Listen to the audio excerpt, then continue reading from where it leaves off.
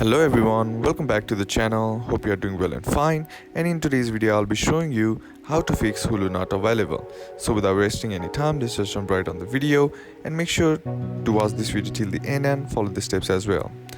As Hulu is an online-based streaming platform, sometimes there is an issue for some of the episodes or to not be available in your region, as it is based on US. So in order to access it or fix it, what you can do is just simply use a VPN like ExpressVPN or TurboVPN, which will help you to change your location if you are not in the US. If you are in the US, what you can do is just clear the cache of the app and then try reinstalling Hulu. Now if that still doesn't work, then what you can do is just simply go to your app store or your Play Store and then simply update the app to the latest version.